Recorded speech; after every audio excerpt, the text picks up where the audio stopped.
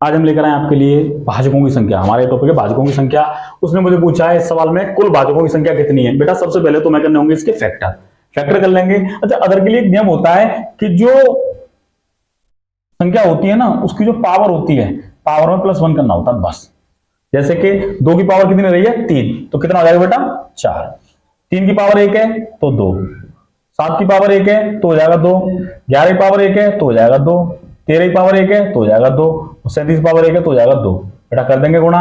4 दूनी 8 दूनी 16 दूनी 32 दूनी 64 दूनी 128। मतलब हमेशा ऐसे याद रखना है कि जैसे 2 मेरा कितनी बार आया बेटा 3 बार आया है तो मैंने इसमें 1 प्लस कर लिया 4 हो गया। ऐसे ही ये सब एक एक बार आए तो इनमें 1 1 प्लस कर लेंगे, ये याद रखना है, ठीक है। अच्छा, अब हम देखते हैं सम वाले केस में। सम वाले केस में क्या होता है, जो सम की पावर होती है ना वो सेम रखते हैं और जो अदर फैक्टर होते हैं अदर में क्या करते हैं, पावर में क्या करेंगे बेटा वही वाला नियम, पावर में +1 करेंगे। जैसे कि 2 की पावर कितनी है 3 और सब एक एक बार आए तो कितना हो जाएगा 2 हो जाएगा। 2 गुणा 2 गुणा 2 गुणा 2 गुणा 2, बेटा 5 बार करेंगे तो 5 संख्या है तो 3 दूनी 6 दूनी 12 दूनी 24 दूनी 48 दूनी हो जाएगा बेटा कितना 96।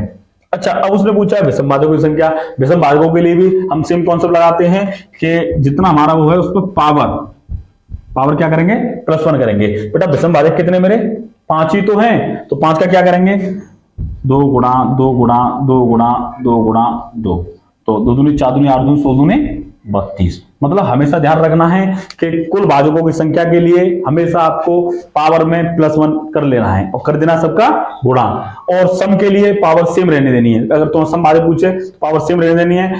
और विषम के लिए क्या करना बेटा, जो विषम फैक्टर हैं जितनी जितनी बार जो चीज आई है उसमें 1 1 प्लस कर लेना है, उनका कर देना है गुणा।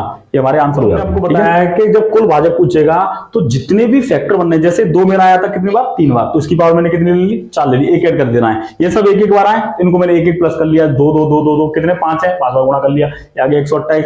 ऐसे इसका करना था। सम वाले केस में क्या करना है, पावर जो सम की है वो सेम रहने देनी है और अदर पावर में 1 1 प्लस कर लेना है। जैसे अदर पावर क्या है, देखो 3 की पावर 1 थी, 1 प्लस कर लिया, इसकी पावर 1 थी, 1 प्लस कर लिया।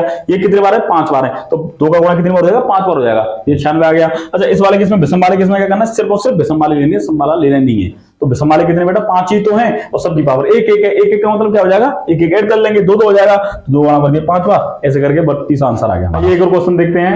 120 के भाजकों की संख्या पूछी है। देखो 120 में क्या है, देखो 2 कितनी बार आया बेटा 3 बार आया है, उसके बाद 3 कितनी बार आया है 1 बार आया है, 5 कितनी बार आया है 1 बार आया है। मैंने आपको अभी भी बताया था कि कुल भाजकों की संख्या निकालने के लिए आपको क्या करना होता है बेटा, पावर में 1 1 ऐड कर लेते हैं। जैसे 3 है तो 3 का 1 हो जाएगा 4, 1 हो जाएगा 2 2, 4 दूनी 8 दूनी 16, यानी इसका मतलब 120 के कुल भाजकों की संख्या जो रहेगी 16 रहेगी, ठीक है। अच्छा, इसी केस में इसके सम भाजक पूछेगा तो सम भाजक वाले केस में हमने आपको भी बताया था कि सम वाले केस में पावर जो होती है उसे जैसे तैसा रहने देते हैं और जो अदर होती है सब अदर की पावर में क्या करते हैं बेटा +1 कर लेते हैं। जैसे सम की पावर कितनी बेटा 3 है 3 और अदर की पावर में 2, 3 दूनी 6 दूनी 12 और विषम भाजक पूछेगा 16 में से या तो तुम 12 घटा लो, 4 आंसर ऐसे आ गया। या फिर विषम वाले केस में क्या करते हैं, सिर्फ और सिर्फ विषम वाले लेंगे हम।